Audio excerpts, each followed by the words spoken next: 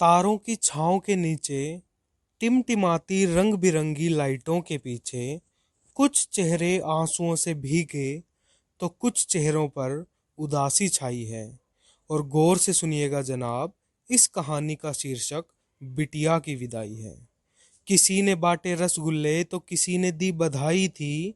और पापा तो खुशी से फूले नहीं समा रहे थे जब घर में पहली बार बिटिया आई थी। उन्हें तो मानो खुशियों का कोई खजाना मिल गया था। बेरंग सी जिंदगी में खुशियों के नए रंग भरने का फिर एक बहाना मिल गया था। अम्मा भी अब बिटिया की किलकारियों में अपने सुर मिलाने लगी थी और रात की सुकून भरी नींदों को भूलकर बिटिया को सुलाने के लिए लोरियां सुनाने लगी थी। दोस्तों के साथ लेट नाइट पार्टी ना करने के भी अब बहाने बनाने लगे थे और बिटिया के साथ खेलने के लिए पापा ऑफिस से घर जल्दी आने लगे थे।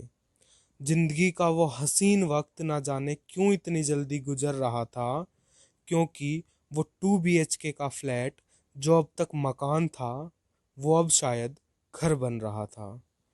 पता ही नहीं लगा कि जिंदगी की भाग दौड़ में न जाने कब ये वक्त हाथ से फिसल गया।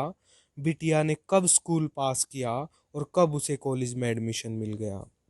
कॉलेज में दोस्तों के साथ हुई मस्ती की बातें अब वो अपनी अम्मा को बताने लगी है और बिटिया हमारी बड़ी हो गई है, ये सोचकर शादी की चिंता माँ और पापा दोनों को सताने लगी है। पूरे दिन घर को चहकाने वाली बिटिया शादी के बाद दूसरे घर चली जाएगी, यही सोचकर वो उदास हो जाते हैं। और ये घर शायद फिर से मकान बन जाएगा। इन्हीं सवालों की उलझनों में उलझकर रातों को गहरी नींद में बेहोश हो जाते हैं। अब एक ना एक दिन तो इस दिन को भी आना ही था जब बिटिया को इस घर से विदा होकर किसी और के घर जाना ही था। तो आज घर में जोर जोर से शहनाइयां बज रही हैं। घर की सारी दीवारें और बिटिया दोनों दुल्हन की तरह सज रही हैं। चारों तरफ खुशियों का माहौल है, सबको पता है कि ये रात कितनी खास है। लेकिन आज बाहर से खुश दिखने वाले पापा और बिटिया दोनों ही अंदर से उदास हैं। लेकिन फिर भी खुद को संभालते हुए वो अपनी बिटिया को यही बताते हैं कि समाज की इस रीत को वक्त वक्त पर हर बेटी को निभाना पड़ता है। यही उसको समझाते हैं कि सालों पहले ये रीत तुम्हारी माँ ने भी निभाई थी। वो भी अपने माँ पापा का घर छोड़कर इस घर में अपनी नई दुनिया बसाने आई थी।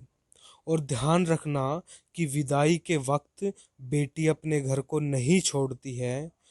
बेटी तो वो कड़ी है जो खुद पराई होकर भी दो परिवारों को जोड़ती है।